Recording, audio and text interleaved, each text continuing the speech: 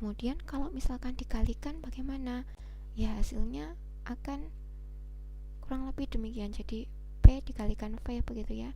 10 ml dikalikan dengan 760 torr akan dihasilkan 7,6 kali 10 pangkat 3 ml torr dan seterusnya lah.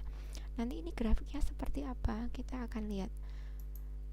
Kalau misalkan pada perbandingan antara volume dan juga tekanan, nanti akan terlihat grafik seperti yang sudah kita tinjau di slide sebelumnya.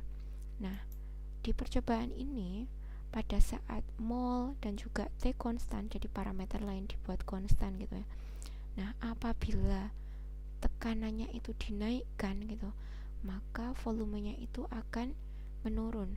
Tapi kalau tekanannya itu dibesarkan, kalau tekanannya dikecilkan gitu ya, maka volumenya itu akan naik.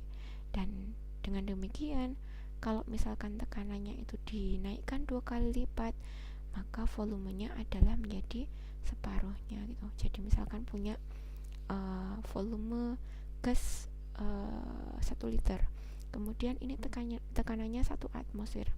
Kalau tekanannya itu dinaikkan jadi 2 kali lipatnya, maka volumenya itu tinggal separuhnya aja, jadi hanya separuhnya. Nah, sebaliknya kalau volumenya itu dinaikkan 2 kali lipat, maka tekanannya itu jadi separuhnya juga begitu ya.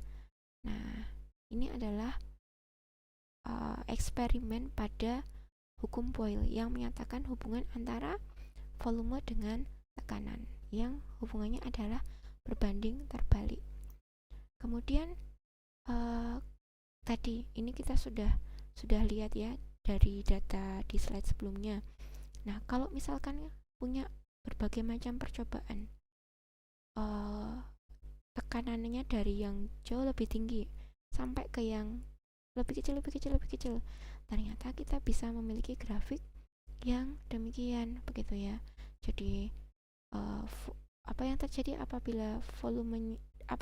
terhadap volumenya apabila tekanannya dinaikkan, maka volumenya akan menjadi menurun atau mengecil. Tapi kalau misalkan tekanannya itu diturunkan, maka volumenya akan menjadi semakin besar gitu. Nah, kemudian bagaimana hubungan secara matematisnya? Nah, teman-teman bisa melihat bahwa hubungan matematisnya adalah V dengan P tekanan ini berbanding terbalik begitu. Yang mana P dikalikan V itu dikatakan sebagai konstanta begitu ya, atau nilai C begitu kalau misalkan teman-teman nanti dilihat di buku Castellan begitu.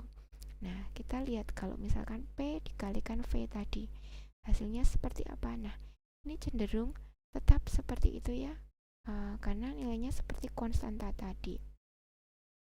Gitu. Jadi, secara matematis dapat dinyatakan bahwa V berbanding terbalik dengan P. P dikalikan V ini akan menghasilkan nilai K atau konstanta, karena yang lain dianggap tetap parameternya, begitu ya. Nah, selanjutnya kalau misalkan diplot, kita akan memperoleh grafik V versus P. V versus P. V-nya ada di aksis sumbu atau sumbu Y gitu ya, aksis Y. Sedangkan P ada di aksis X-nya atau sumbu Z-nya gitu ya, di horizontal. P ada di sumbu Z, kemudian V ada di sumbu X. Maka akan diperoleh jenis grafik eksponensial. Sedangkan kalau misalkan V versus 1/P ya, yang di sini kan P, yang ini 1/P, maka akan diperoleh grafik yang berupa garis lurus atau dinyatakan sebagai garis yang linier. Kalau V-nya naik, 1/P-nya akan semakin besar juga. Nah, makanya ini dikatakan sebagai garis linier. Tapi ingat di sini 1/P ya, bukan P. Kalau P, grafiknya adalah eksponensial. Nah, selanjutnya kita lihat hukum Boyle. Hukum Boyle ini menyatakan tadi bahwa volume gas dan tekanan gas ini berbanding terbalik pada keadaan temperatur dan juga massa atau jumlah partikelnya itu konstan gitu. Nah, dinyatakan bahwa persamaan matematisnya ini V berbanding terbalik dengan P begitu, dimana yang lainnya nanti dianggap konstannya. Maka V dikalikan P tadi akan menghasilkan konstanta gitu ya, K1. Kalau misalkan ada jenis gas yang berbeda begitu, dengan keadaannya yang berbeda, maka kita akan memiliki hubungan V1 dikalikan P1 sama dengan V2 dikalikan P2 gitu, oke? Nah, bagaimana dengan pandangan molekulernya? Ternyata kita bisa mengambil kesimpulan bahwa pandangan molekuler dari hukum Boyle ini adalah apabila kita menempatkan molekul gas pada ruangan yang kecil, jadi ruangannya kecil kemudian kita isi gas, ternyata akan meningkatkan jumlah tumbukan atau frekuensi tumbukan, dan akibatnya tekanannya akan meningkat gitu ya. Jadi tadi kalau misalkan volumenya kecil, maka tekanannya akan meningkat begitu.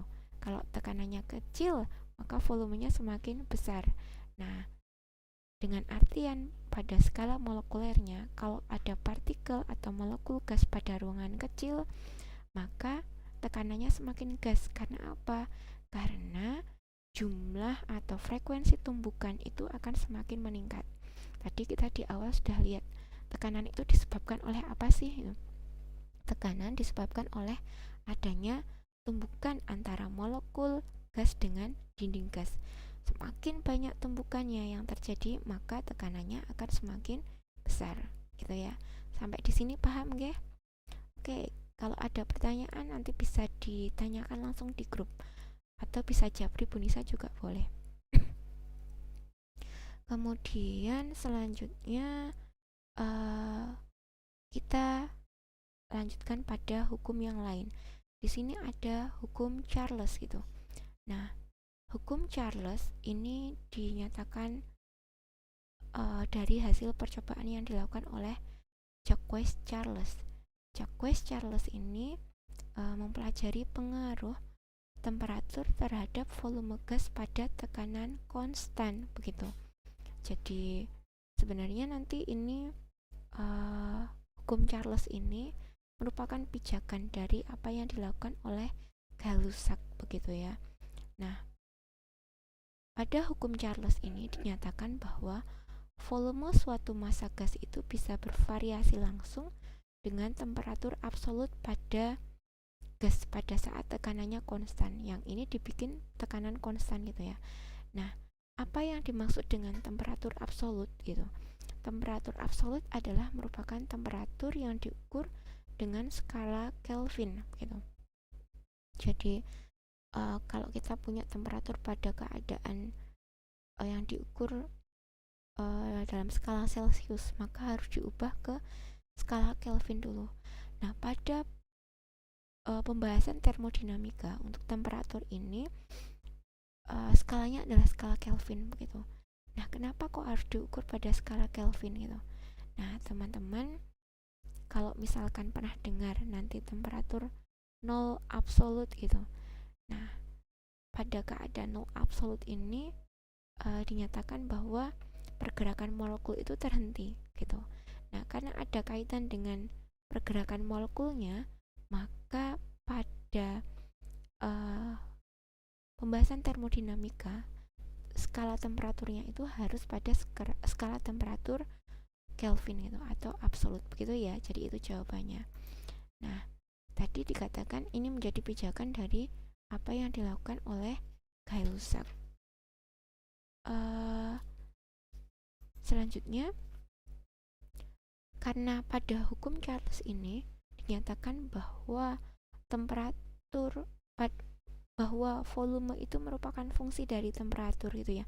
Jadi volume pada suatu gas itu akan berbanding lurus dengan temperaturnya gitu ya. Jadi dinyatakan bervariasi secara langsung gitu. Jadi volumenya itu akan berubah seiring dengan berubahnya temperatur dan itu berbanding lurus begitu ya. Maka kita akan bisa memperoleh